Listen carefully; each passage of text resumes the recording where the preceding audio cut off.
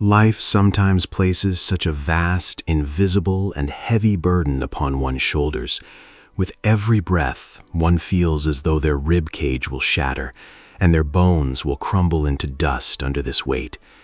Especially if, in the very house where you first opened your eyes, within that home you once thought safe, you are treated like an invisible ghost among your own flesh and blood, like an old piece of furniture cast aside in a corner. Then living in this world becomes a torture that begins anew every single morning. From the very first moment humanity steps into this fleeting and cruel world, one finds themselves in the midst of an endless, boundless, relentless, and profound trial, trapped within that ring of fire. This trial tests some with hardship, deprivation, and poverty, leaving them desperate for a single crust of bread. It tests others with illness and incurable afflictions. However, perhaps the most dangerous, the most jarring, and the most devastating of all trials in this world is the one waged through the tongues of those around you, through their poisonous gazes, their stone-hearted arrogance, and their ruthless judgment of your outward appearance. For deprivation passes, hardship ends, and illness somehow finds a cure. But the wound inflicted by those demeaning stares piercing the soul and those soul-crushing words cannot easily be healed by any ointment or bound by any bandage. Today, I will tell you the harrowing story of a young girl, seen as nothing more than flesh and bone, whose heart's vast, immense, and indescribable beauty was masked by the sadness on her face, the tears in her eyes, and her exhaustion.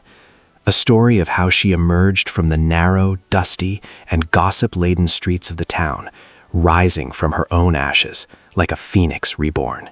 This is the story of a woman who was broken 1,000 times, shattered 1,000 times, cast down 1,000 times, scorned, and had doors slammed in her face, yet who never lost that noble faith, that innocent resistance, and that pure hope deep within the depths of her heart. This is the epic of how those silent screams, swallowed and suppressed for years, transformed into a legendary echo that shook an entire nation. Hello, dear listeners, and welcome to our new, poignant, and exemplary life story.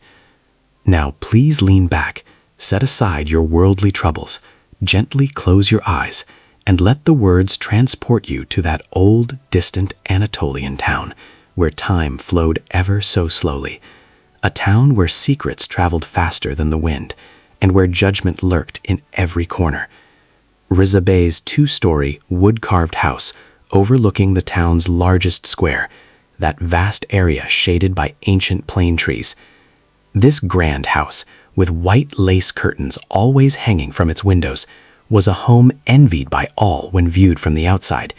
It appeared to be a perfect home, filled with wealth, abundance, prestige, and peace. The house overflowed with guests at every hour of every day, and tea was brewed in samovars within its spacious courtyard. Coffee would overflow from the pots, and laughter was never absent around the pool. Riza Bey was one of the town's most respected and wealthiest merchants. He was a man whose word carried weight, always seated at the head of the table in any gathering. His wife, Meliha Hanım, was a woman never seen without gold chains around her neck and bracelets on her arms. She was an arrogant and highly authoritative woman who placed ostentation, luxury, and the opinions of others at the very center of her life. Riza Bey and Meliha Hanım had exactly 4 daughters. Their 3 daughters were the pride of the town, praised at every fountain and every wedding. Girls as tall as cypresses, with eyebrows as fine as a pen stroke, and hair like shimmering golden thread. They were renowned for their grace and flawless features, possessing a beauty that commanded a second look, a gaze from which one could never turn away. Years ago, the 2 eldest sisters had been wed to the town's wealthiest merchants in ceremonies of legendary splendor. The gold bestowed upon them, the dowries overflowing from ornate chests, and the sacrifices made were the talk of the town for months on end. In the town's coffee houses and during women's gatherings, Tales of these magnificent weddings passed from one soul to another. Now, in that vast and once crowded house, only 22-year-old Zaliha remained, along with Asli, the youngest of the family, whose legendary beauty captivated the hearts of all. 16-year-old Asli, who had every young man in town trailing in her wake, was the true joy of the home. Yet Zaliha was like a dark secret hidden within the shadowed rooms of this grand and boisterous house, a presence that felt like a heavy burden, a profound shame to all. Since childhood, following a severe feverish illness before her body had fully matured, and due to her natural constitution and genetics, she had always been much larger than her peers. Her body had grown cumbersome under the weight she carried, her movements slowed, and her youthful energy remained imprisoned within. The townspeople spoke of her with relentless cruelty, never feeling a shred of remorse. Whenever Zaliha ventured out to the grocer or the fountain, every eye was upon her. They would watch her walk away, nudging one another, and snickering mockingly under their breath. As the town's merciless women gathered at the fountain to fill their jugs, they would whisper in hushed tones, saying, "There goes Rizabe's fat, spinster daughter again. What husband could ever fit such a massive frame into his house? Through which door could she pass? Poor Rizabe, she is destined to rot away at her parents' side. No one would ever look upon her as a soulmate." Zaliha had realized at a very tender age, with a bleeding heart, these poisonous needle-like gazes, and how people saw her not as a human being with feelings, but merely as a mountain of flesh. Consequently, from a very young age, she had painfully made it a habit to always keep her eyes cast down, to walk slowly and silently so as not to creak the floorboards or draw attention, and to avoid appearing in public as much as possible. Even in her own parents' home, she was invisible and unappreciated, no different from a servant working only for a meal, with no one ever inquiring after her well-being. Zaliha's endless, grueling, and weary day would begin before the town's roosters had even crowed, while the sky was still draped in a pitch-black and starless shroud, during the most bone-chilling frost of the night. All the heavy, exhausting, and soul-crushing chores of the house rested in her tired hands, calloused and cracked by the cold despite her youth.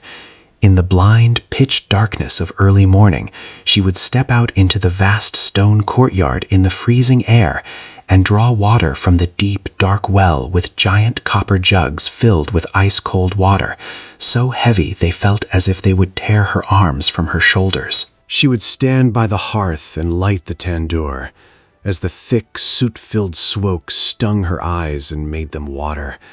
For hours she would bake bread over that fire, kneading dough in massive troughs until her arms were drained of all strength. She would silently prepare the lavish breakfast for the entire extended family, all on her own, without a single hand to help her. Her work did not end in the kitchen. Cleaning out the livestock stalls, hauling away the manure, milking the cows every morning without fail, splitting massive logs for the winter with a heavy, oversized axe all by herself, scrubbing and sweeping that vast stone courtyard with ice-cold well water was always her unchanging duty. While she worked, drenched in sweat, her back bent and aching, her fingers bleeding from the cold, her younger sister Asli would lounge for hours on silk pillows in her warm room upstairs. Rising only after the sun was high in the sky, she would sit before her silver-handled mirror and spend hours applying kohl to her eyes. She would comb her long hair, smooth out her newly tailored pleated skirts, and sing cheerful, carefree songs. As for their mother, Maliha Hanem, whenever she saw Zaliha in the courtyard or the kitchen, drenched in sweat like that, with her hair disheveled from the heat and smoke, sweat trickling down her forehead, she would approach her, contort her face in deep disgust, and begin her taunts in that heartbreaking, venomous tone of voice. "Zaliha, girl, look at your state, look at your clothes, look at this wretched appearance of yours. You have spread out in every direction like a dough trough. Even the floorboards of the house creak under your weight when you walk. A young girl, a lady of the house, should have some grace, some elegance, a bit of refinement and poise. Do you never look at yourself, Zaliha? I am terrified that because of your clumsy, ugly, and coarse frame, Asla's reputation will be tarnished and her beautiful prospects ruined. I cannot sleep at night. Should the suitors happen to see you like this at home, they will flee this house without looking back, thinking this is in their blood. With this mindset and your insatiable appetite, you will wash our dishes and scrub our dirty laundry in this stone yard courtyard until the end of your days. Who knows which foolish man would take you as a lady of his house, which brave soul would feed his hard-earned, rightful bread to a glutton like you? With these words, she would open deep, irreparable, bleeding wounds in Zaliha's tender heart. When Zaliha heard these harsh, unconscionable insults from her own mother, she could say nothing in return, not a single word. A large, thorny stone would lodge in her throat, her breath would catch, her heart would tighten, her eyes would fill with tears, but she would never allow those warm tears to flow before her mother's ruthless face or show her own weakness. She would only swallow, bite her cheeks, bow her head in submission, bury the pieces of her shattered, pure heart within herself without showing them to anyone, and continue to stoke the fire and chop the wood. On a yellowing afternoon in September, in the wide courtyard of the house, an unprecedented commotion and bustle broke out. One of the great landowners from the neighboring village, a man of immense wealth and power whose land stretched beyond the horizon, had sent word through intermediaries that they would come to Riza Bey's house for evening tea to seek a bride and look for a match for his only and precious son. Upon receiving the news, Meliha Hanum and Riza Bey were overwhelmed with joy and excitement, thinking that at last a suitor had emerged for their large, cumbersome daughter Zaliha. They believed she would finally leave the house, lifting the heavy, dark burden from their shoulders and ridding them of this shame. The house was scrubbed from top to bottom, cleaned until it was pristine. The most expensive Persian rugs were laid across the floor of the guest room, and silk cushions embroidered with gold thread were placed upon the divans. Amidst this immense bustle and great hope, Zaliha worked alone in the kitchen from dawn till dusk, her weary body never ceasing its preparations. She boiled sherbets infused with cloves and cinnamon in giant copper cauldrons. She rolled out trays of pastries filled with cheese and walnuts, and prepared a variety of syrupy desserts and cookies. As she withered in the heat of the kitchen, a tiny, faint, yet warm spark of hope, a flicker of light, was ignited in the darkest, most remote and secret corner of her soul that day. She wondered softly to herself whether the people walking through that door this time would look past her appearance, her weight, and the bulkiness of her frame. Would they see her diligence, her skill, her craft, and that strange, compassionate heart of hers that harbored no ill will toward anyone? She consoled herself with the thought that perhaps, just perhaps, one of them would treat her as a human being, smile at her, and rescue her from this house that felt like a hell, a prison. Evening slowly descended, darkness fell, and the oil lamps were lit. Then the long-awaited guests entered with an air of self-importance, draped in their voluminous dresses and expensive furs, and took their places at the seat of honor. After the small talk and pleasantries had concluded with the haughty mother of the groom, whose arms were lined with gold bracelets up to her elbows and whose neck bore strands of pearls, Meliha Hanum hurried into the kitchen. Grabbing Zaliha by her thick arm and with her eyes bulging, she spoke harshly. "Come on, Zaliha, hurry up. Take this heavy silver tray and bring the coffees inside without losing their froth.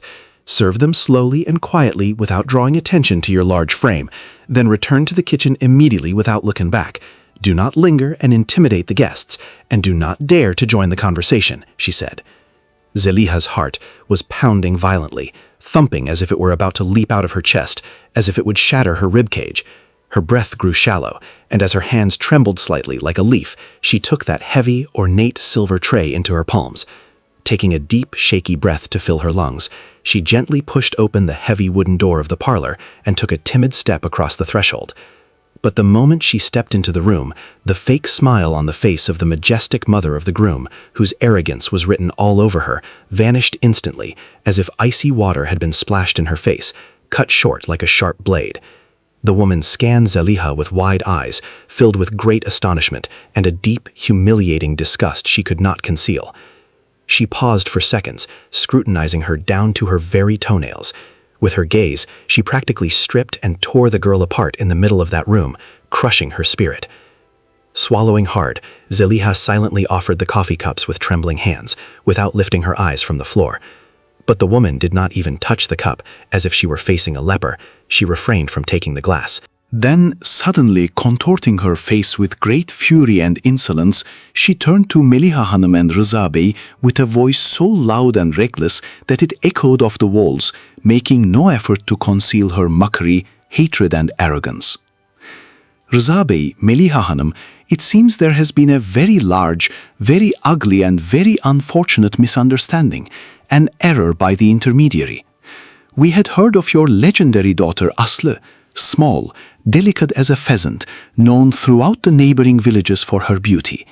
They praised her finely drawn brows and golden hair.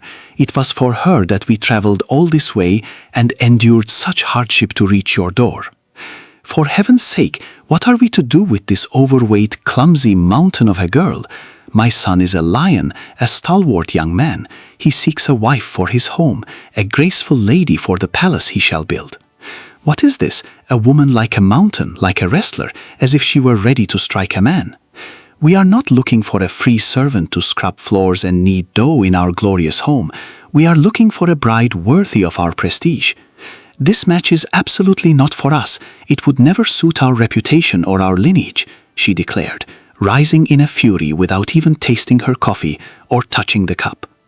Suddenly, a deathly silence, heavy as lead and suffocating, descended upon the room as if time itself had stood still. Just behind the door of the adjacent room, the younger sister Aslı, who had been waiting with great excitement and a pounding heart, began to sob into her hands at the weight of these insults. Rıza Bey, a man of influence in that town, bowed his head in shame, helplessness and broken pride. He could not utter a single word, nor could he stop the guests from leaving. The groom's mother and her ostentatious entourage departed the house in a flurry of grumbles and muttered insults. Slamming the doors, they fled in haste, leaving a resounding clamor in their wake. And the formal meeting, initiated with such high hopes and prayers, unraveled before the evening sun had even fully set. It transformed into a dark catastrophe for the family. Once they were gone, the tempest within the house never subsided. That infernal torment never ceased. Driven to the brink of madness by fury, Meliha Hanım marched into the kitchen. She violently snatched the silver tray from Zeliha's trembling hands, pulling it away with all her strength. As the cups crashed to the floor and shattered into 1,000 pieces, reduced to dust while the coffee spilled across the stone floor, she began to scream at the very top of her lungs. May God never cross our paths again. May even my worst enemy never be cursed with a child like you. Did I bring you into this world only to be a burden? All because of this hideous, clumsy, and unsightly presence of yours. Aslı's pristine reputation has been tarnished, and her golden prospects have been ruined because of you. You frightened away our prestigious guests with your appearance, driving them from this house with your sheer bulk. You have turned our family's untarnished name and Rıza Bey's honor into common gossip. You have utterly disgraced us. Get out of my sight. Never show your face to me again. Your very existence is a blight upon this home. With these words, she struck her daughter in her deepest, lost irreparable core. Zeliha could endure no more. The massive internal dam she had built over the years, the emotions she had suppressed, collapsed with a violent tremor, reduced to mere rubble. Without uttering a single word, without offering any explanation, she refused to look at her mother's face, which was darkened by rage. Without so much as a glance at that face clouded with fury, she turned and walked away. Burying her sobs deep within her wounded chest, she bolted from the stone courtyard in her old tattered rubber shoes. She fled that house, a place as suffocating as a dungeon. Escaping the town's narrow alleys and the vile, prying eyes peering from behind windows, she ran toward the vast, boundless plains far beyond the town's edge. She scaled the desolate hill of steep, towering cliffs, where the wind howled with a relentless, merciless fury. She climbed without pause until her breath failed her and her limbs grew numb. In the heart of that solitude, amidst the freezing, bitter night, she collapsed onto her knees upon the stones. She could no longer suppress her tears. Burying her face in her trembling hands, she wept for hours. She wailed as if her chest were being torn asunder, her screams a desperate rebellion against the very mountains and stones. Weeks turned into months, yet the vile, ugly rumors of the town never subsided. The mocking, biting whispers refused to fade. With every word she heard, with every burst of laughter, Zaliha bowed her head lower still. Her shoulders slumped as she retreated into herself, into a dark shell, as if seeking to become invisible. When spring arrived, as the snows melted and the warmth returned to the earth, a festival was held in the lower plains. A grand, exuberant, and teeming spring celebration took hold. The town's youth, dressed in their finest attire, danced the halai to the rhythm of drums and pipes. But Zaliha, as always, remained far from the crowd. She sat in the deep shadow of an ancient hollowed walnut tree that overlooked the plain. She sat alone, her knees drawn to her chest.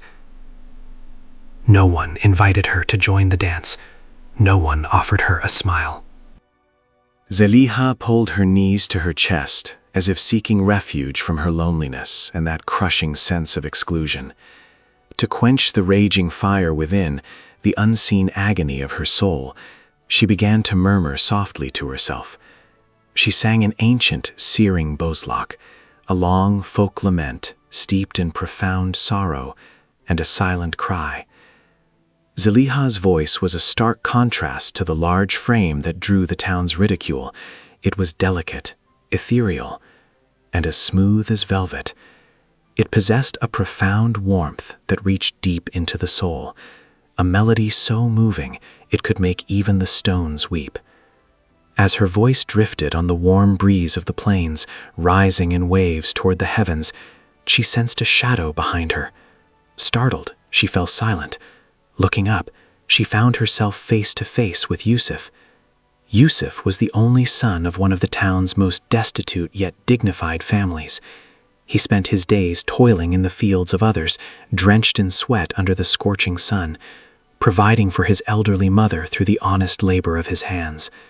He wore a tattered, patched jacket, and his hands were marked with cuts, yet his eyes remained as clear and dark as coal. He gazed at Zaliha with such profound admiration and reverence, his heart laid bare. Burdened by years of being cast aside, Zaliha instinctively tried to hide her face in shame, attempting to make her large frame smaller, to disappear. Yusuf stepped closer, his voice carrying a raw, unvarnished sincerity. Zaliha, please do not stop. I swear, in this entire town, there is no one with a soul as pure as yours, no one so wounded, yet so beautiful. Your voice, he said, has pierced my very soul. For the first time in her life, truly for the first time, Zaliha felt in every fiber of her being that a man was looking past her physical form, past her weight, and gazing directly into her heart, into the very depths of her soul. On that day, beneath that ancient tree, a silent, wordless, innocent and warm bond began to blossom between the two. In the weeks that followed, far from prying eyes, they began to meet in secret at the old derelict watermill on the outskirts of town. With every visit, Yusuf would bring her wild strawberries gathered from the fields, wildflowers, or sometimes just a simple piece of dry bread. Bathed in the warmth of his gaze, Zaliha smiled from within for the first time in her life, finally feeling seen, cherished, and womanly. Yet even this modest, innocent happiness was deemed too much for them. It was not destined to last. Yusuf's mother, Kadriya Hanum, was a selfish and despotic woman, notorious throughout the town for her sharp tongue and her penchant for sowing discord, always demanding absolute control. She learned of her son's clandestine meetings at the mill through the venomous gossip of the women gathered at the town fountain. One morning, blinded by a towering rage, she marched directly to the house of Rizabeh, with a trail of neighbors following in her wake. Standing in the center of the street, hands on her hips, she began to scream at the top of her lungs, her voice echoing against the very hills. "Rizabeh, Meliha Hanum, come out here!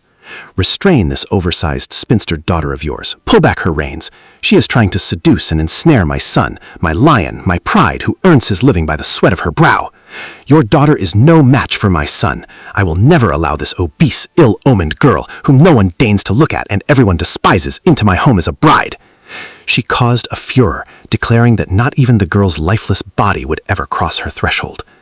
At that moment, standing just behind the window, Zaliha listened in silence, trembling as warm tears streamed down her face, each cruel insult striking her heart like the blow of a blade. After that fateful day, Yusuf arrived at the old mill to meet Zaliha one last time and bid her farewell, burdened by a profound sense of shame and reproach. Yet he could not look her in the face. He could not lift his eyes from the ground. Bowing his head, he spoke softly, his voice heavy with defeat. "I truly loved you, Zaliha, with all my heart, but I am terrified of my mother, of the serpent-tongued townsfolk and their stoning words. They will not let us live in this town. They will grant us no peace. In the end, it is your beautiful heart that will break the most. My strength and my poverty are not enough to defy this vast town and its people. Forgive me," he said.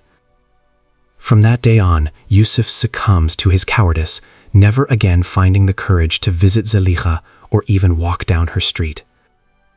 As for Zaliha, this final blow drove her into total seclusion, into a dark cavern of her own making.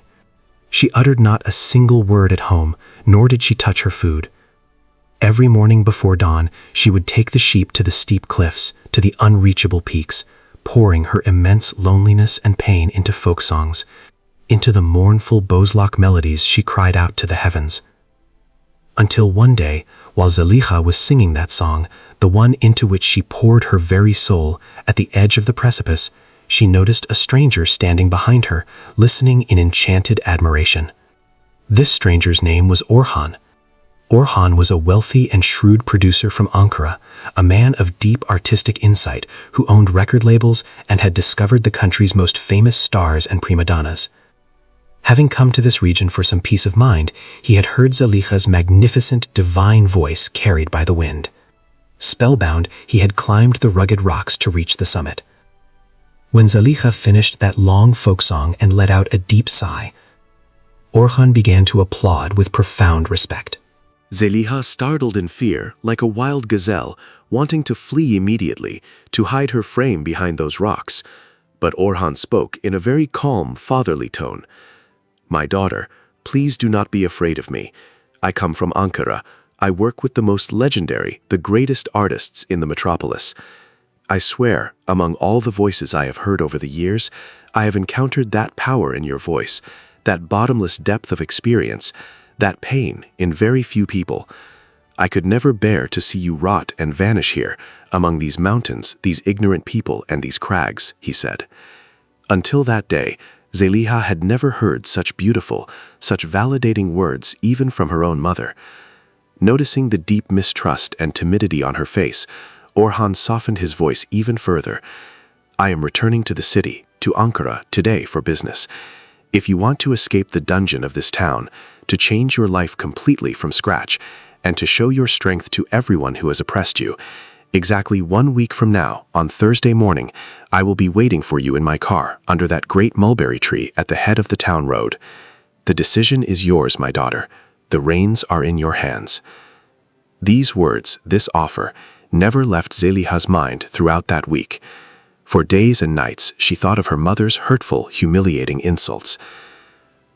The disgusted, crude gaze of the groom's mother, Kadriye Hanum's ugly shouting in the middle of the street, Yusuf's failure to defend her and his abandonment, and her own cowardice. If she remained in this town, within these stone walls, she would rot and die like an invisible slave for the rest of her life. She would rot and die like a mocked object. Finally, she made the biggest, most courageous decision of her life. On a Thursday morning, before the sun had even risen, before anyone in the house had stirred, she prepared a small bundle, and from that dungeon-like house, she stepped out silently, without so much as a backward glance.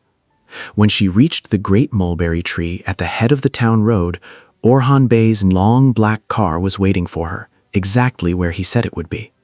A few villagers on their way to the fields saw her and whispered behind her back, slandering her virtue. But this time, for the first time in her life, Zaliha did not bow her head. She squared her shoulders, stepped into the car, and through the window took one last look at those cruel, judgmental, and ruthless people she was leaving behind. She left that place forever. The complex, noisy life of the metropolis was like stepping into an entirely different world for Zaliha. It was as if she had set foot on another planet. Orhan Bey settled her into the beautiful home of the noble Afife Hanım. From that day on, a grueling, relentless pace began for Zaliha. She worked for hours, day and night, learning under the guidance of instructors how to control her breath to the smallest fraction. She was learning how to train her voice. After months of those endless, exhausting sessions, Orhan Bey took her to the city's largest recording studio, its walls lined with acoustic foam. Accompanied by a vast and grand orchestra, Zaliha sang one of those heavy, sorrowful folk songs she used to sing in the village. She sang it with her entire soul. In this new life, Orhan Bey gave her a brand new, noble name, Ahsen. When her first 45 RPM record hit the market and the airwaves, the result was a massive, inconceivable success. Ahsen's smoky, heart-wrenching voice began to play in every luxury cafe and on every radio across the country. It began to play in homes day and night. Everyone wondered about this mysterious, faceless voice. They wondered to whom this voice of sorrow belonged. Fame surged like a rising tide, an unstoppable avalanche, yet Zaliha remained hidden like a secret, a ghost in the shadows, fearing the world's judgment of her physical stature. 8 full months passed. One day, Orhan Bey burst into the house, trembling with excitement, clutching the latest newspaper headlines. Zaliha, the moment has finally arrived. People no longer wish to merely hear your voice. They want to see you in the flesh. I have booked the city's grandest, most opulent music hall. Next week, you take the stage.